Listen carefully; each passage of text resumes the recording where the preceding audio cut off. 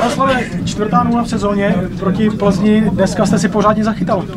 Tak ťažký zápas dnes a už od začiatku bolo, to sa korčulovalo, vysoké tempo bolo a ja som sa cítil dobre v bráne, chalani pomáhali, takže spolu sme to nejak zvládli a takto s odretými možno ušami, lebo bolo to tam na vážkach v niektorých momentoch, ale som rád, že zase sa ukázala sila týmu a že sme to zvládli. 4-0 v sezóně, to je slušné číslo, jak si ho považujete? Tak ja to nerátam, je to, ako som už povedal, do každého zápasu s čistou hlavou a vždy si treba zobrať z tých predlžších zápasov a to dobré do toho ďalšieho zápasu, takže my sme posledný zápas doma vyhrali, tak chceli sme na to nadviazať. Cítíte se ale asi dobře v téhle sezóně, protože samozřejmě Litvinovu to šlape, vám to jde taky? Tak nielen ja, ale ja si myslím, že celý tým sa cíti dobre a máme oveľa lepší pohyb, než sme mali minulú sezónu a to si myslím, že je rozhodujúce v hokeji. No a co tedy u vás, když se zastavíme, protože po jak dlouhé době se cítíte tak skvěle v brankovišti?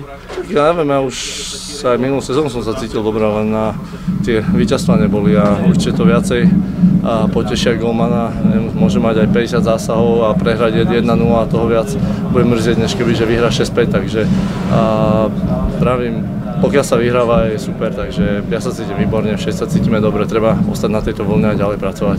Vy tady spolupracujete se Zdeňkem Orstem, bývalý brankář, trenér golmanů teď tady. Jak spolu fungujete a nakolik on se třeba podílí na tom, že chytáte skvěle? Tak samozrejme, že Ori je perfektný trenér golmanov, pomáhame si. Určite je to jeho práca, že chytáme. Dá sa povedať, máme dobrú sezónu, všetci golmani, čo sme tu, takže určite on má na tom najväčšiu zásluhu. My len makáme a snažíme sa každý deň zlepšovať. Vás to vlastne vyneslo i do reprezentace?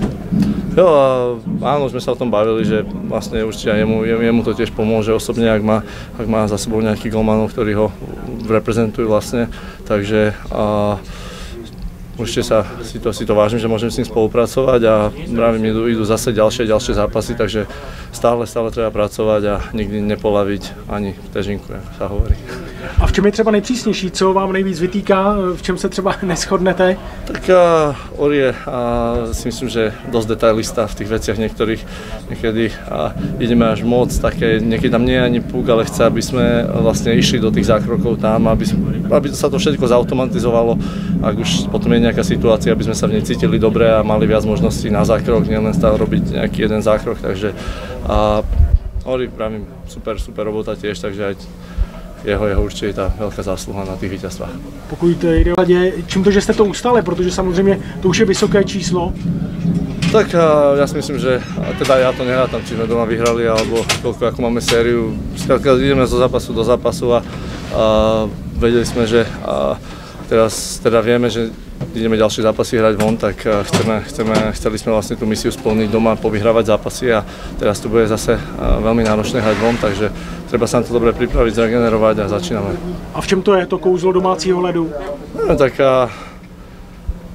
určite myslím si, že fanúšikovia sú perfektní tu, takže tí nás ženú dopredu každý zápas a určite hráme aj s takou eufóriou, pomáhajú nám strašne ľudia a myslím si, že doma sa cítime dobre, cítime sa silní doma, tak chceme to využiť a pokiaľ to ide, treba v tom vydržať a robiť všetko.